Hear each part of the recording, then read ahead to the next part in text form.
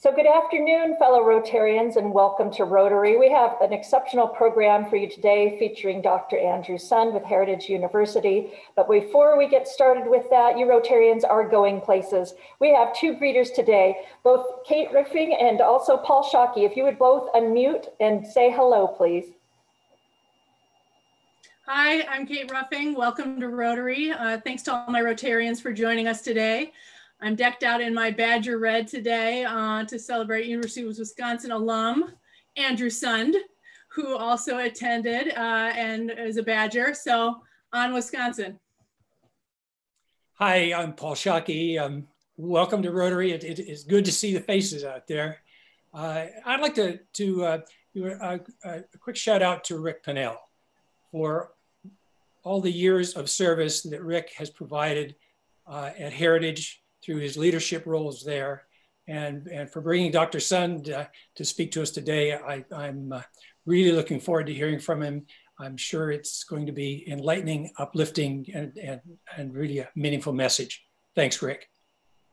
Thank you, Paul. I appreciate that. We have a number of guests today. In fact, I have seen some names that have come on that unfortunately I didn't have written down at the beginning, so if I miss you, please forgive me. But I know that we've got several Heritage guests, including David Weiss, Melissa Hill with Southwest Rotary, and Carla Farina. I know that we've got Orson Bevins on, an invited guest of Doug Rich. A guest of our club and myself is our new city manager, Bob Harrison. A guest of Norma Chidas is Dr. Mario Venegas. And then I think there's a number of the Bacon family on board. I've seen Roseanne Bacon's name, I've seen Holly Bacon, and Suzanne Bacon as well. So thank you all. Welcome to all of our Rotary guests. We hope that you can join us on a regular basis. So thank you. Next up, we've got our music with Nick Helms. Nick. Hey everybody, I just got back from vacation. So this song that is going to play is one that my friend and I recorded toward the beginning of COVID when we started doing some collaboration together. And it is a rewrite of the Cyndi Lauper classic, Time After Time. So I hope you will enjoy it.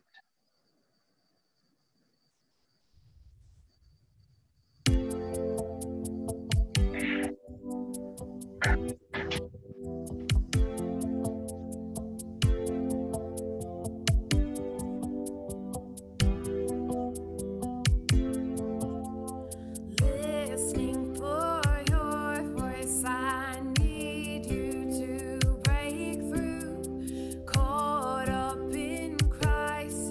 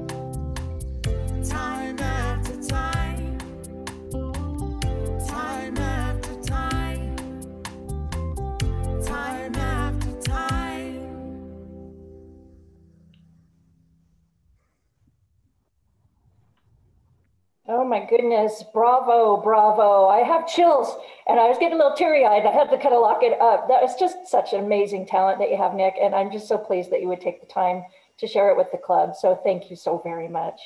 Thank you. All right, next we've got Alex Hodge with our invocation.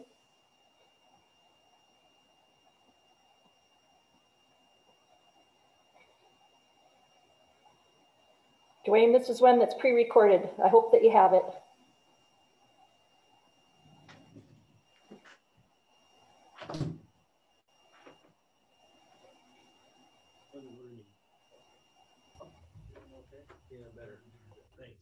Good afternoon, President Jennifer, fellow Rotarians and guests. During continued challenging times or periods of stress, uncertainty, chaos, or loss of control, it's refreshing to remember that there's an even greater plan for each of us. And there's calmness and clarity in knowing that the battle has already been won on each of our behalves. In James chapter 1, verse 2 of the Bible, we're told to consider it pure joy, my brothers and sisters, whenever you face trials of many kinds, because you know that the testing of your faith produces perseverance. I found this to be a great reminder of things to focus on, even more so during difficult times like we've been in here the past several months.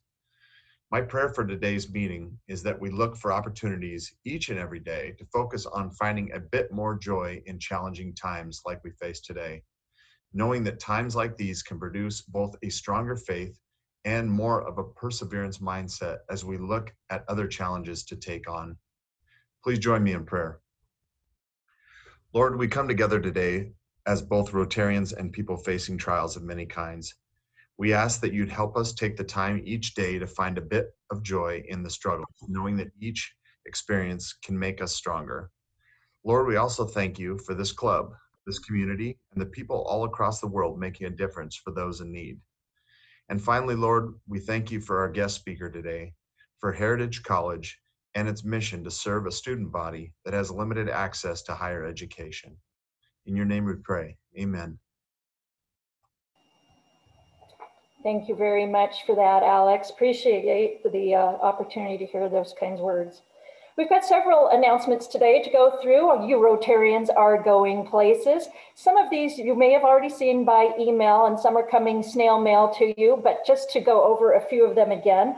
Today, the Youth Service Committee is going to be taking a tour of Madison House at 4 p.m. to learn how we as Rotarians can volunteer to help in their learning center. There are a couple of events coming up, a trunk or treat and a Thanksgiving celebration. Masks are required for the tour today, and of course they'll probably be practicing social distancing, but if you're unable to attend today, but you'd still like to volunteer, certainly let Carolyn know. Something that's in your mailbox, hopefully today or tomorrow, is a postcard reminding you of a feast from west to east. It is a fundraiser that is coming up on November 13th to raise money for Rotary charities, and we do hope that you'll be participating in that. So look for that card in the mail. And then also Sunrise Rotary is wrapping up what is called Move-a-thon. It has replaced their raffle this fall as their fundraiser. Again, this was in your email, I think earlier today. So if you could take a look at that, if you're interested in supporting Sunrise Rotary, especially in lieu of the raffle, please do so. Last announcement is that Saturday is Polio Awareness Day. As you know, Rotary International and Rotarians just like you have been working very hard to eradicate polio worldwide since 1985. As of last year, the Rotary Foundation has raised over $1.6 billion for polio eradication. We're this close to eradicating polio if you've seen the campaign, but we've got to continue our efforts.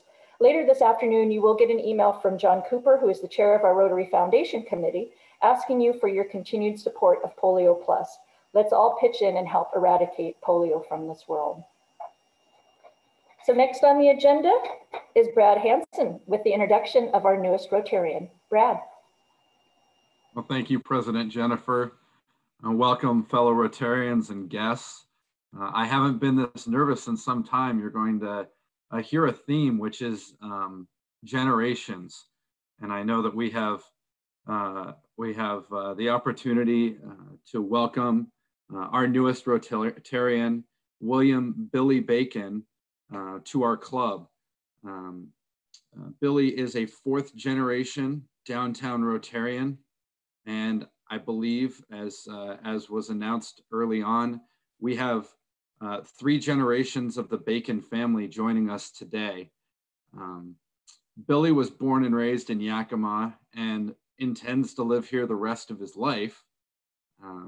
He started his schooling at Riverside Christian, where he attended from kindergarten to 8th grade. He's got 3 siblings. He's the youngest. The other 3 finished out their education at Riverside, and Billy, being one of my favorite different ducks in the whole world, decided to go somewhere else, and he wanted to play football. And he said that, you know, he wanted to go to Ike and his parents wanted him to go to LaSalle. So of course he went to LaSalle.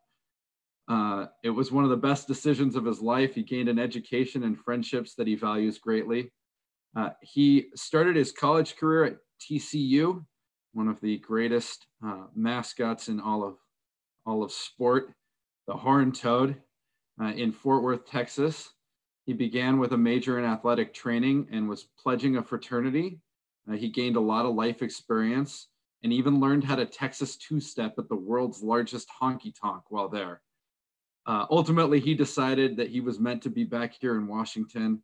And while he is unfortunately a giant Husky fan, he made the wise choice to attend Central Washington University, mainly because he met his wife, Holly, there 8 years ago, to which he's been married for 2. He's got something in here he sent me about not diminishing his love of all things UW, but I just disregard that and we'll move past it because everybody has their flaws. It's all right. Billy now works at Glacier Sales, and I'm actually not going to try to paraphrase his comments. I think that this means a lot to any of us who have great respect for our parents and our grandparents. He says, I now work at Glacier Sales and have the privilege of working with great role models and leaders in my father and Doug Canyer. I get constant support, knowledge, and guidance from them, and it's something I appreciate greatly. Being a 3rd generation at Glacier Sales is something that is very humbling for me and something I take great pride in. I couldn't have asked for a better opportunity to work alongside my father, and I still have my grandpa to give me insight of how it all started and the groundwork that he laid. Billy's very excited to be a 4th generation Rotarian and looks forward to helping our community. It's something he's always wanted to be a part of. And I think there were some of us who finally came to Billy and said, hey, it's COVID, but you need to get in this anyways. And you get used to it on Zoom, and then we'll just throw you in the deep end of the pool. So with that, President Jennifer, I'd like to introduce our newest Rotarian, Mr. Billy Bacon. Dad, thank you very much. You can't see it, but we're giving you a standing ovation right now. And we are so pleased to have another generation of the Bacon family with us. And in your mailbox coming soon is going to be your new member care package full of the Yakima Rotary Club roster, the 4-way test wallet card, the license plate holder, the Rotary plaque, your lapel pin, and also a Rotary face mask. And I think a Rotary pen is in there too. So I'm sorry not to be able to hand it to you in person, but if you'd like to mute or unmute rather, from you, Billy. Thank you guys. I'm so excited to join Rotary and look forward to lots of good times to come.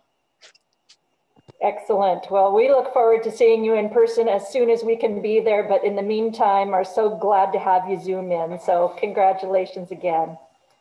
Next, our Rotarian Going Places is John Ball to talk a little bit about a World Community Service Project opportunity. John. Hi there, everyone. Glad to see so many shining faces this afternoon. This was a project that actually started before COVID upended everything in our lives, and it was going to be an exchange with a club in a small community, rural community in the country of Colombia. But because traveling and priorities and whatnot have all changed, we are still going to do a small project with their club. This is a club in Armenia, Palma de Sierra, and it's in Quindío, Colombia. You will be getting an announcement about this via email, I think, later today. But it is really a help for a school. It's a small rural school, which has about 150 students. And they are trying to encourage these students who are pretty isolated to think about what's happening after the pandemic kind of gets resolved. And so it's an art contest, and what all we would do is we are going to be providing the materials. So what we're really asking everybody as much as possible is, when you're shopping the next time, is to pick up some colored markers, and there's a list of things that will be coming to you that we'll send down to them. We actually have a courier. It's Corey Gibson, who's actually spoken to our club, and he's going down there anyway. And so I thought, well, this would be an opportunity. We could take some stuff down. It's not a huge cost to us. And the other side of this coin is apparently the president of that club, which is actually a Rotaract club, as it turns out, is going to be coming to this country probably in January. So we might have a chance to also meet him and see some of the results of what we do. So we have a fairly short time frame. Originally, we were going to do it by the end of the month, but it turns out that Corey's not going till the end of November. So if you could provide materials, and you'll see all the instructions when you get the email to me by the 10th of November, we'll package this up and get this to these students, and then we'll see the results when he comes, or via email. So really would appreciate your help. As I say, it's a small project. We may be doing something else in the spring. I've been talking to Corey Johnson and some of the with the Imagine Scholar and some other things, but thought, well, this would be at least something we could do right now when we can't really travel and or get involved with a hands-on project. So thanks very much. Thank you, John. We appreciate that update, and we'll look for an email coming soon on it. Next, our Sergeant at Arms, Rob Phillips. Rob. Thanks, Jennifer. First, I want to say welcome to Billy. It makes me feel just a little bit older. I remember, Billy, your dad and I were both some of the youngest members of Rotary back in the early 80s, and now I'm feeling a little bit older because now you're on board, but welcome, appreciate that. My Sergeant at Arms today is going to be a little slide presentation. I'm calling it Cartoons from my cousin. She's one of my dad's cousins, actually older, and so she sends me cartoons frequently and kind of keeps in touch. And maybe you've got somebody in your family that does the same thing. I appreciate her because she's not sending me a bunch of information about her kids, her grandkids, and all of that stuff. I'd like to hear about that, but she stays in touch by sending these occasional cartoons. And I thought, well, why not share those with you and maybe get a little chuckle here and there. So Dwayne, go ahead and start the program. I've wondered about this a lot of times. What's going to happen with all our tattooed young people? And that's kind of funny. And definitely I feel this one. Some of you might relate to that.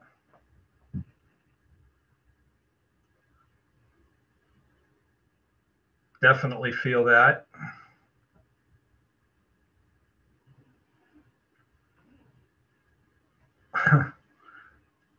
Hopefully none of us are in this situation. This one cracked me up.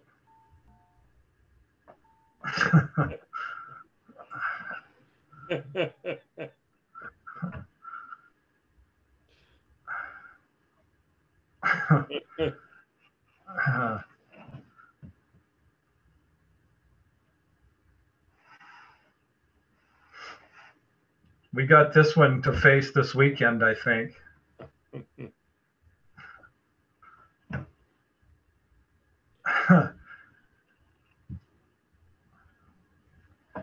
I definitely need my glasses for anything anymore.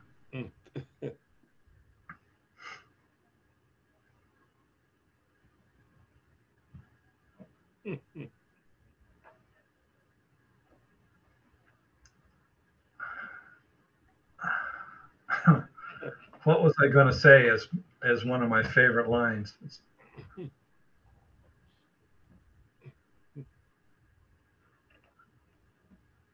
Young people wouldn't understand this one at all, but we all went through it.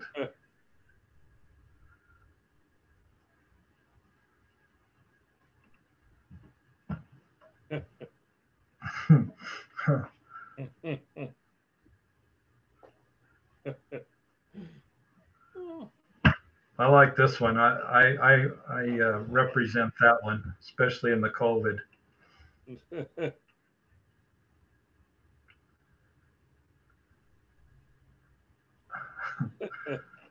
That's a thinker. You got to think about that for a second.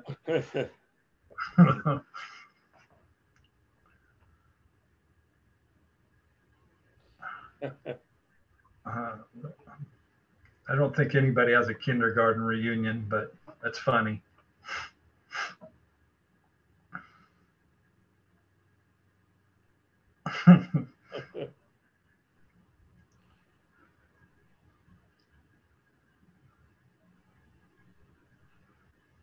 Now that's my last slide. So hopefully you got a couple of chuckles out of it. And if you did, remember to send some money into Rotary for the Sergeant at Arms. And I think Carolyn will even bill you a little bit or send it with your next bill if you decide to do that. So anyway, thanks for my little cartoons from my cousin. Very cute. I love the way that you stayed in touch together. That's really very fun to see. All right, it's that time for our speaker introduction done by Rick Pinnell. Rick.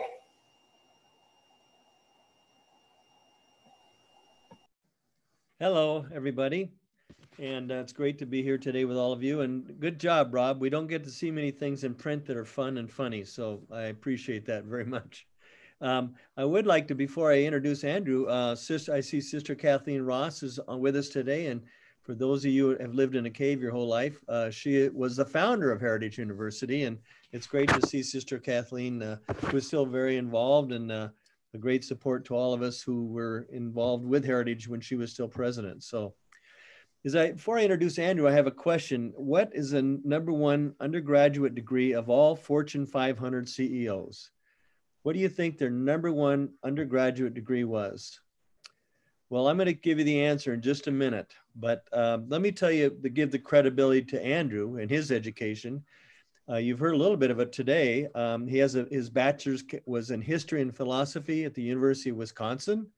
His master's was in history at Northwest Universities, and his PhD was in educational policy and administration from University of Illinois.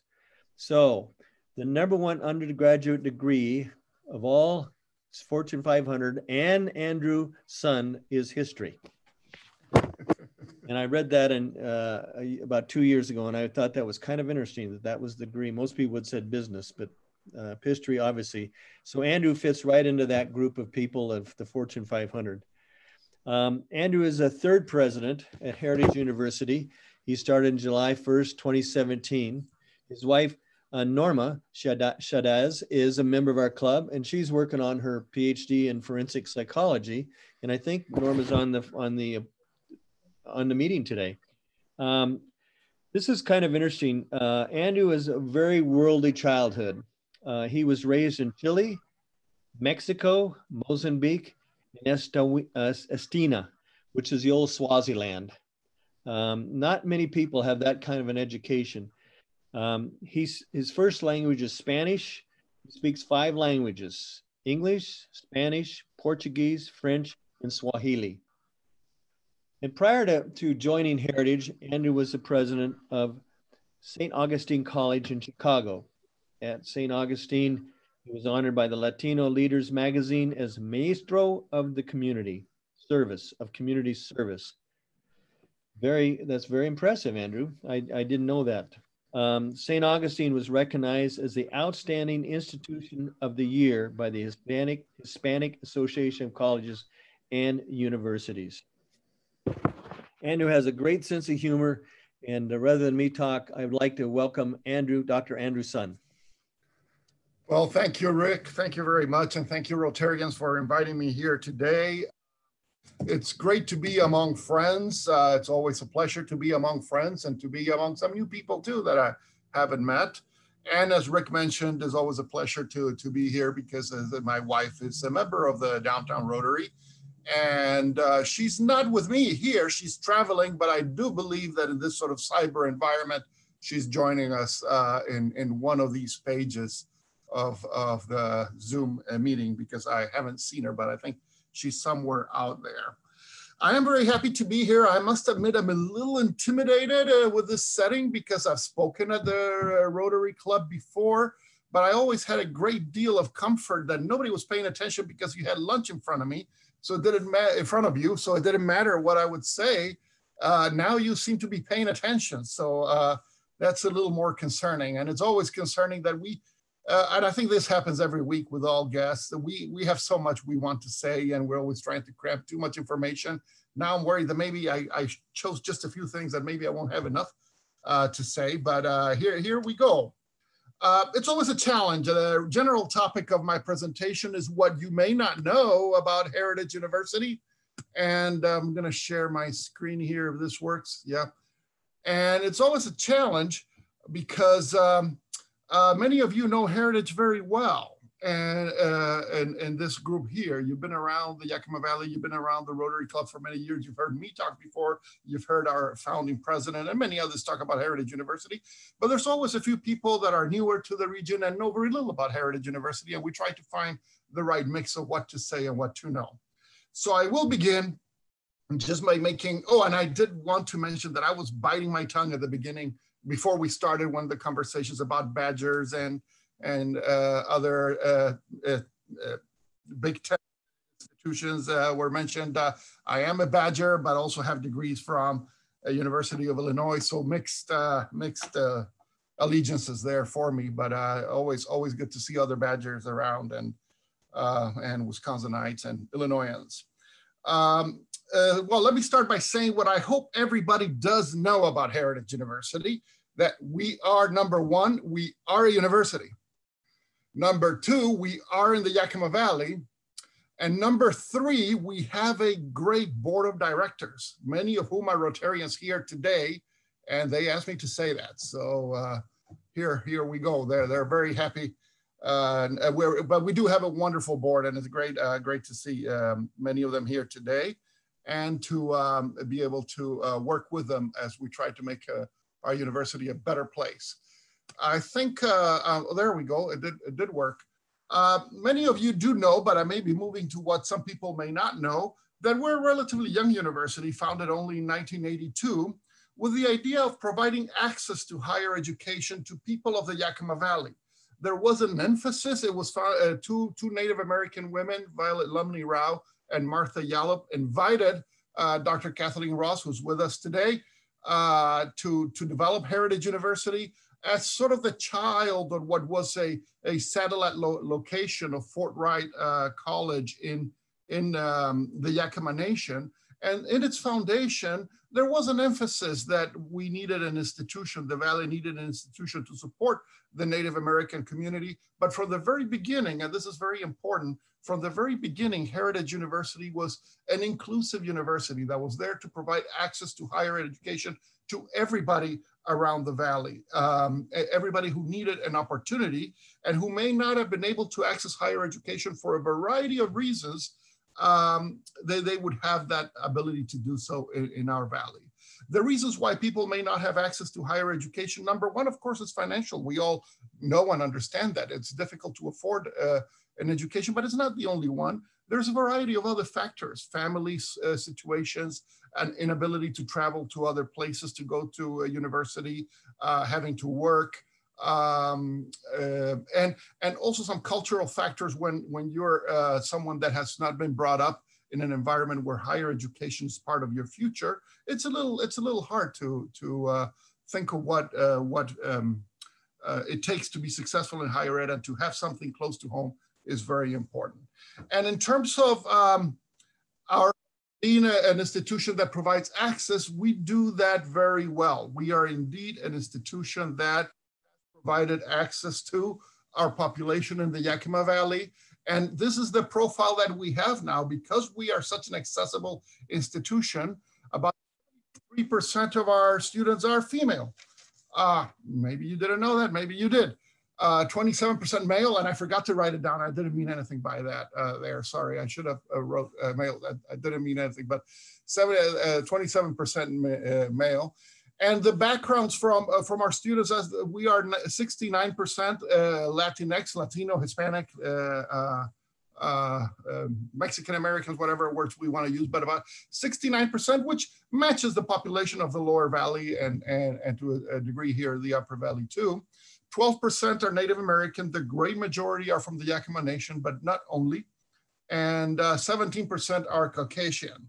And if by chance that does not add to 100, is because we have a few others that come from other groups. Everybody is represented at Heritage University. But access to higher education is not just opening the door and saying welcome and come in.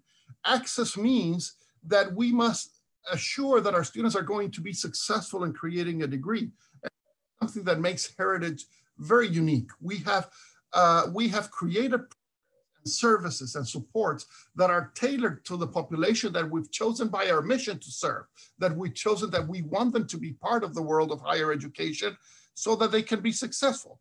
Our students are highly motivated to earn a degree, and they are very smart. But often they come, as I was mentioning a little earlier, they come from environments where they've had a limited academic preparation by the time they get to college.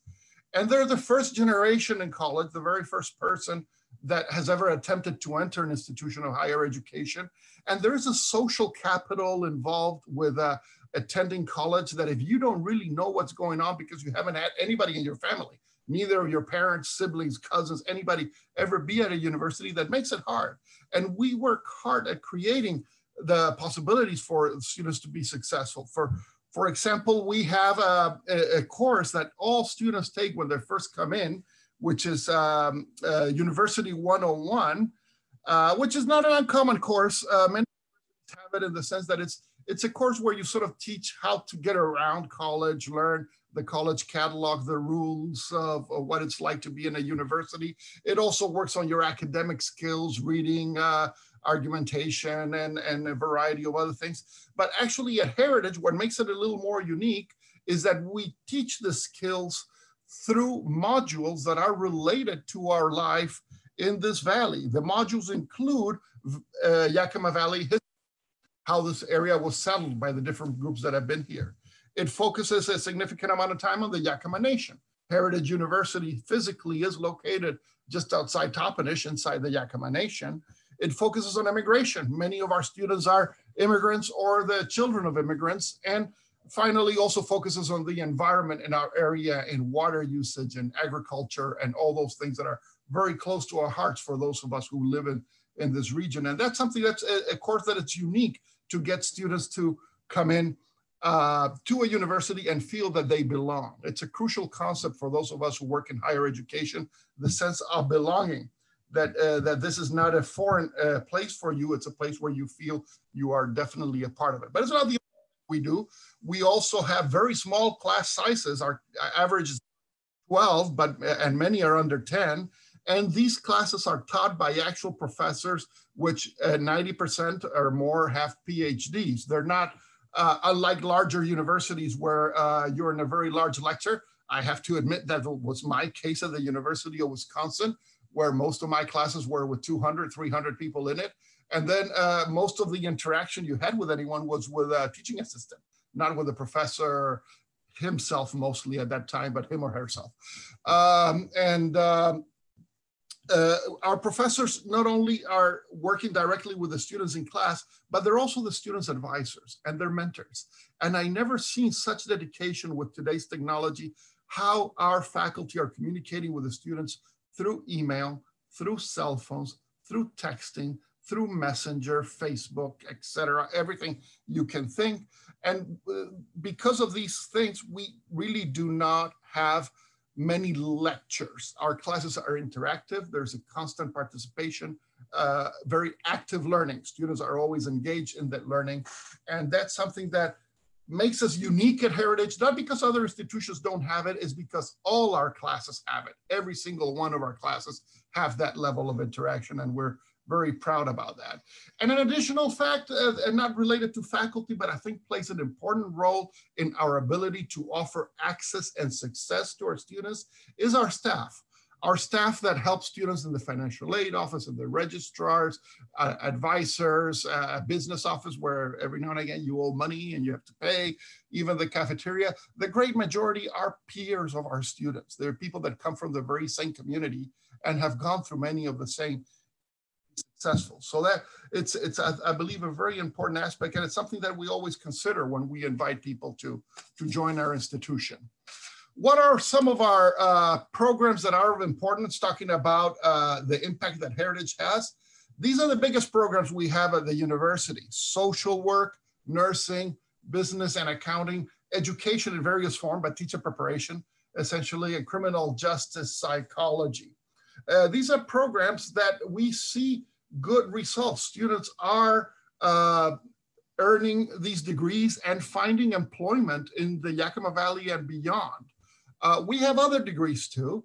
We have, for example, we have pure science degrees in biology and chemistry, and students are going to medical school or going to other graduate schools with those degrees. We have pure humanities-like degrees, a history degree, English degree, and we have students going to law school or attending other graduate programs in the humanities and being very successful at that. But we also, many people don't always remember, we have a variety of master's degrees. The undergraduate mission is perhaps the most important one as the origin of the school, but we have important graduate programs. We have teacher education. We have, at the master's level, that's for people that when they were undergraduates, they never thought they would be teachers, but now they want to be teachers, so they get a master's degree in that, and it's very nice, a very nice program. And education administration, which is sort of a principal track program where we have a lot of people joining that program to become principals or assistant principals or administrators in the school system. And the whole, and many of you will know this who are listening to me now, the Yakima Valley from top to bottom, every single school district has teachers or administrators that come from Heritage University, that have graduated from Heritage University. Perhaps less known is the great impact we are beginning to have in the health sciences. We have a Master's of Arts in Medical Science at Heritage University. We offer in collaboration with PNWU, the Pacific Northwest University of Medical Sciences, Health Sciences. And the MAMS, as we call it affectionately at Heritage program, the MAMS program is a master's degree geared for people that would like to go to medical school or to another kind of advanced degree in the health fields, pharmacy or others. But somehow their undergraduate preparation did not quite get them there. Perhaps they were a little, their GPAs are not quite there, or the MCAT test, something they have to do to enter medical school, was not quite there. So they take this program for a year, earn this degree, and the success rate is 85%. 85% of the people that earn the Masters of Arts in Medical Science do advance to a master, to a medical degree, to a medical school or some other advanced health sciences program. And quite a few actually stay in the Valley and go to PNWU. And they're very successful there. The pictures at the bottom is just a little fun that we have many cultural events representing our community at Heritage University, powwows, celebrations of Mexican identity, and many other programs. I have a few pictures now just to highlight the success of our students in the different fields that I've mentioned.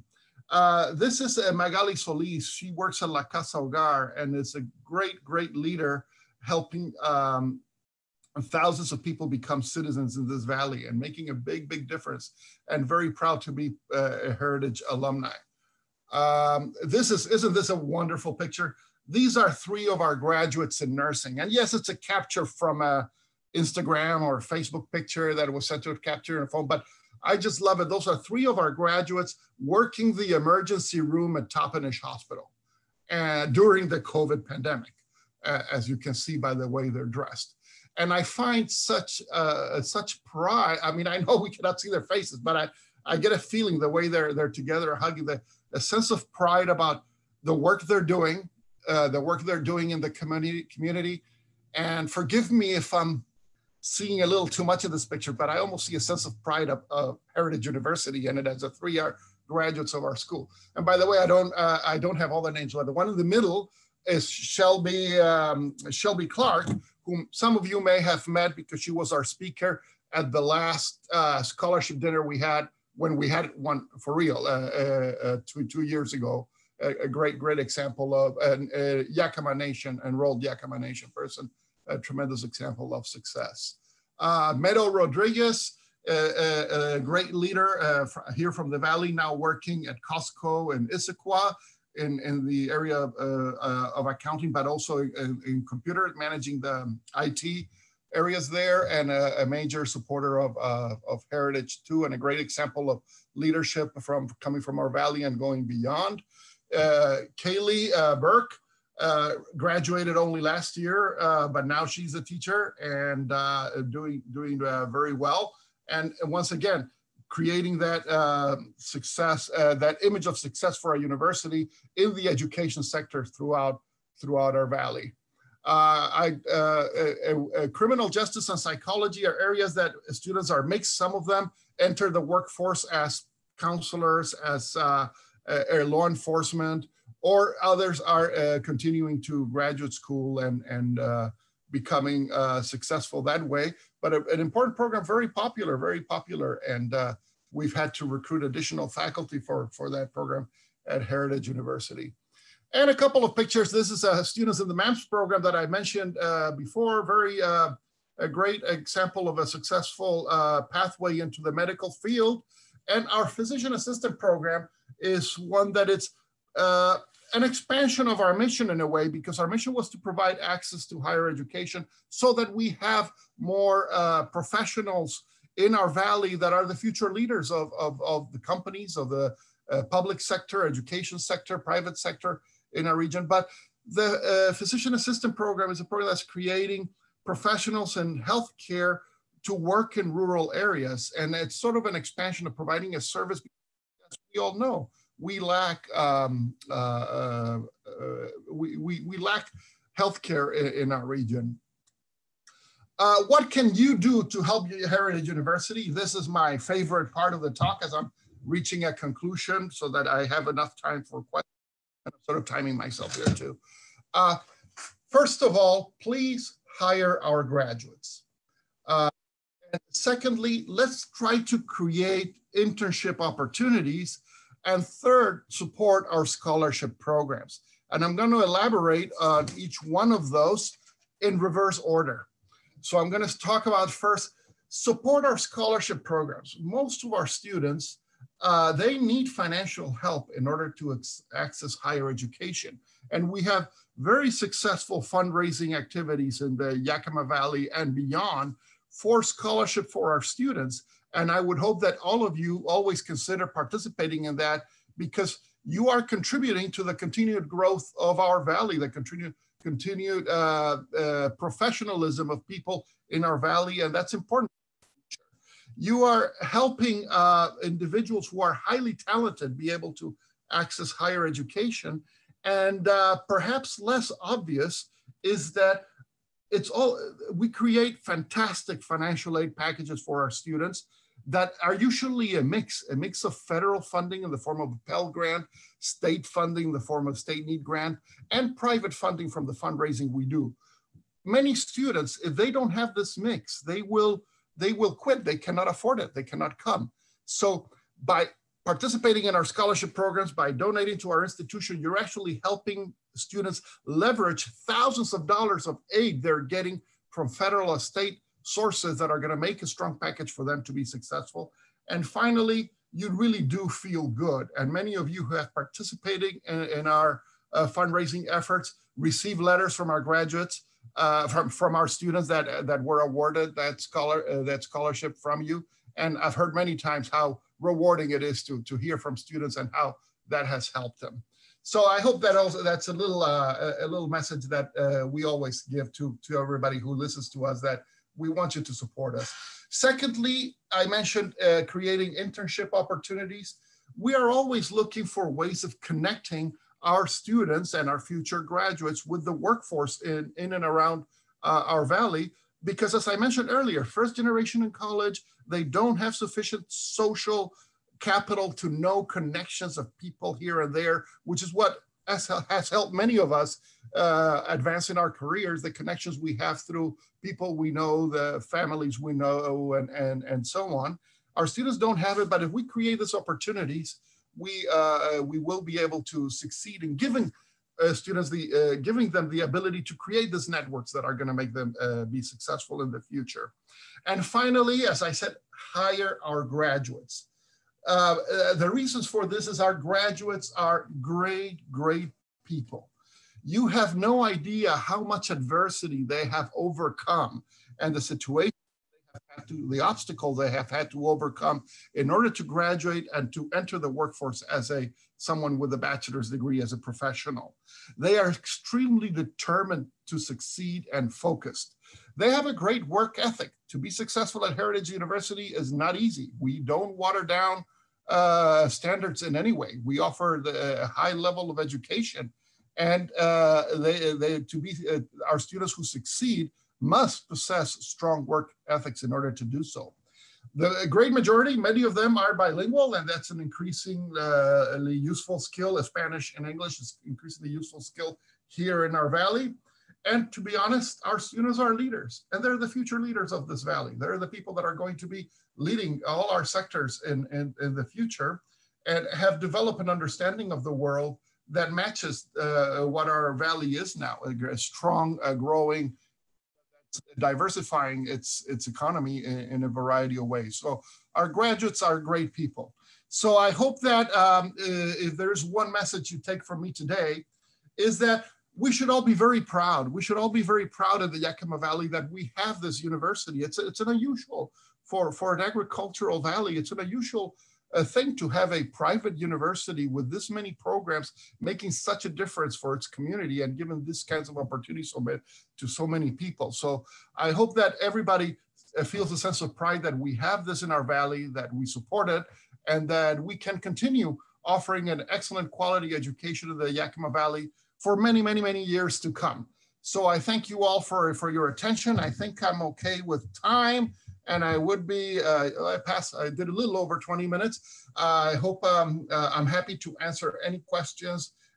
Once COVID is over, I welcome you all to come and visit us at Heritage University.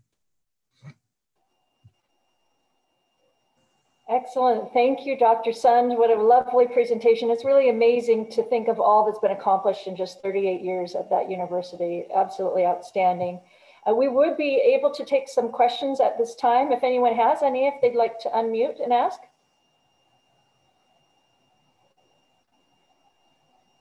Andrew, would you share with them what has happened what's happening in the universities, primarily the private ones, and why we have dodged a little bit of a bullet because we don't have some of the overhead that the other universities have?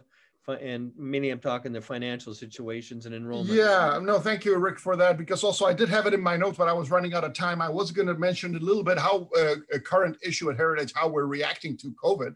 And we've been working from home, most of us, we've been working from home since March 23rd, a day that's imprinted in a date that's imprinted in all our brains. University.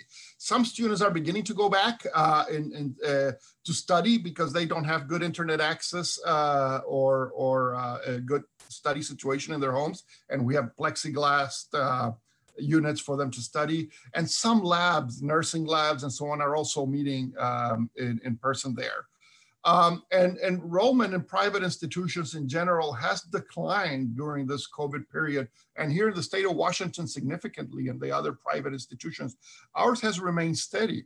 I believe part of the reason is because we have such a captive audience in the sense that the people that want to come to Heritage, they don't want to delay their education. They're going to come in whatever circumstances they are. It is difficult, though. It is difficult for many, particularly the freshmen. I mean, think of the think of the freshmen trying to concentrate 18 years old studying completely online. It's not easy for most of them. But in terms of what you mentioned, private institutions and some publics too have suffered a lot during COVID because a lot of revenue streams are not there right now. They're highly dependent on dorms. They're highly developing revenues through that. They're highly dependent on their cafeteria, their athletic programs. And in that sense, at Heritage, we've been fortunate. We did not plan it that way, but we've been fortunate in that we do not have dormitories. We're a commuter school. Everybody lives at home. Our cafeteria is a small operation, which is still functioning right now. And we do not have athletics either. So those are some examples of revenues that we did not lose because we never had them. Dr. Sand, I see a question in chat from Laura Crooks. She says, does the university participate in work-study programs for students? And where might we find out more about that to be able to support this as organizations that can give good experience, meet business needs, and support students? Good question. We do have work-study program at Heritage, and the majority of the students that have work-study actually work at the university, and that's the way the work-study program is designed. But some of them do work out. A certain percentage of them do need to work in the community. And I am hesitating now. What is the best information I can give for Laura to find more about this? I guess what I'm going to do is I'm going to write my email, and please reach out to me, Laura, or anybody else who wants to know more about work study or anything else through email, and I'll connect you to the right people through email to learn more about our work study or anything else that may be useful. So great. There's my email, everyone, and I'm happy to and my VP of Student Affairs just texted me saying they can contact me too. So that's Melissa Hill. I'm going to write her name and email too. You can contact Mel. She's a great asset to our institution also. Hey, Rick, this is Jane Davis. I actually graduated from Heritage in 1998 when the school was, the reason I went to the school was there was no available programs anywhere else. But as a nursing home administrator, I would, and I have recently moved back to the community, would really like to partner with job placement. I mean, we are always looking for nurses, always looking for nurses. So do you have a placement center, or is there a place where the students can go and that we can meet up, or what kind of programs do you have? No, I appreciate the question, and please do reach out to me through an email, and then we can connect and I can get you to the right people. Wonderful. Our nursing program is a beautiful program. It's a BSN, a very sophisticated BSN program, and we've only had 3 graduating classes, and they've all been hired. They all have jobs, but we're going to have another graduating class coming up and every year after that, I hope. Please contact me. We do not really have, and it's a bit of a weakness that we need to address, we do not have a placement office, but advisors and program chairs always work with the graduates in finding ways of connecting them with employment possibilities. Someday we hope to be able to improve on that and have a bigger office. But one of the secrets why Heritage University works so well is that our tuition is actually significantly lower than other private institutions in the area. But that means every now and again we have to be very careful and cut a couple of corners here and there. And finding a placement office has not been something we have been able to do lately, but we're going to try. Andrew, this is Ken Smith. Do you see the student population mix changing, and has it changed over the last number of years? Here in Ken, we have another example of what I was talking about earlier, of the wonderful board that Heritage has and their connections to Rotary. The population has not changed much in my 3 years. It's pretty standard with what I showed in one of the slides, about 69% Latinos.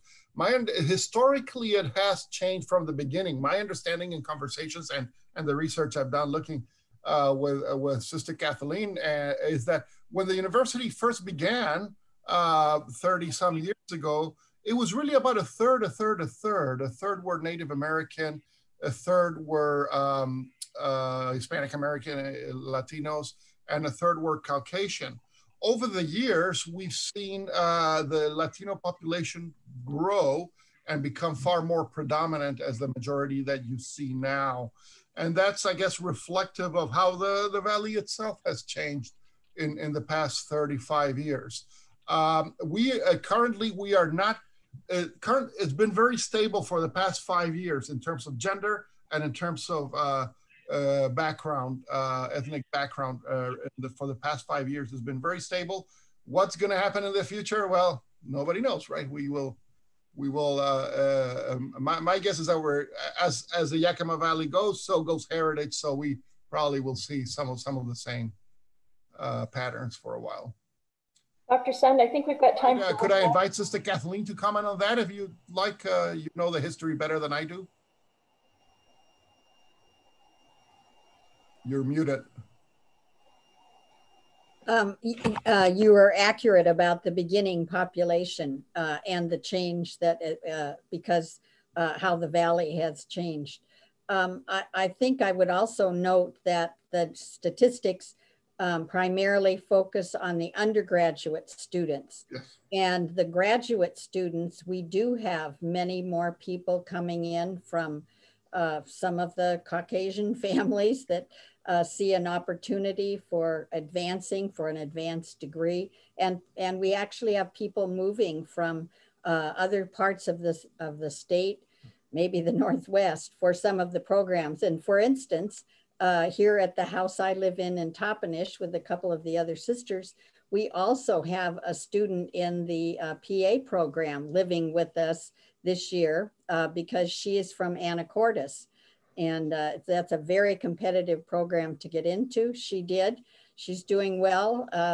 So there is a broader group of students if you include the master's students. Yes, thank you for that. Every now and again, I forget about that. But yeah, those programs, the health ones that I mentioned, the PA program, physician assistant, and the MAMS, the Master of Arts, they recruit nationwide. We have people coming from all over for those programs.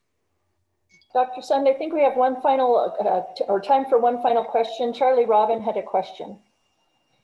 I would love to get your thoughts and or any information that you have about how your students, and especially the graduates, are being prepared or encouraged to pursue positions with nonprofits on a board of directors. I know that within the industry, we're always fighting the conversation of diversity on our boards of directors.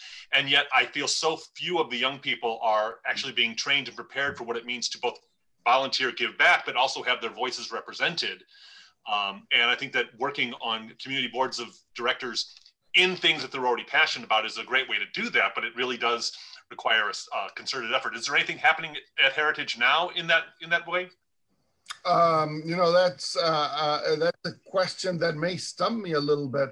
I actually have, and it's a brilliant thought and brilliant question that I don't think we've done much with our graduates in terms of participating purposely done with them to encourage that kind of participation.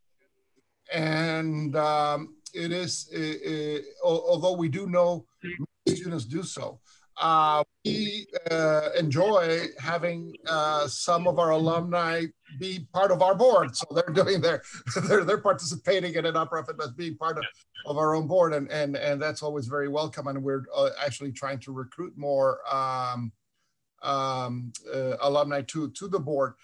I see a potential for a grant here, Charlie, that we could collaborate on something and develop a kind of program that encourages Heritage alum to be connected with the community in the Valley with an outcome participation in nonprofit boards in the region. And I serve on the Washington State Arts Commission, so I know that they're always looking for who are the Central Washington community representatives serving on all of the government commissions and panels and the like. So would love to talk to you more about that, and anyone else who'd like to be involved in that conversation, please let one of us know. Yeah, no, that sounds very interesting. Charlie, we had the two, we have three alums on the board, but the two of them both work for Costco and are leaders in Costco. but you're right on target. What they bring to the board from their perspectives couldn't be more valuable. Well, everyone, again, thank you so much for participating in that question and answer period. Dr. Sun, to honor you and thank you for speaking today, we are going to be making a donation in your name to our Yakima Rotary Charities. So again, thank you so much for taking time to be with us today. Thank you so much for the invitation. And I've received several comments, private comments in the chat just to me. So thank you all for your comments and for inviting me. And I look forward to being able to be with you again soon. All right, thank you again. To wrap us up is Carrie Kesey with our Rotarians Are Going Places.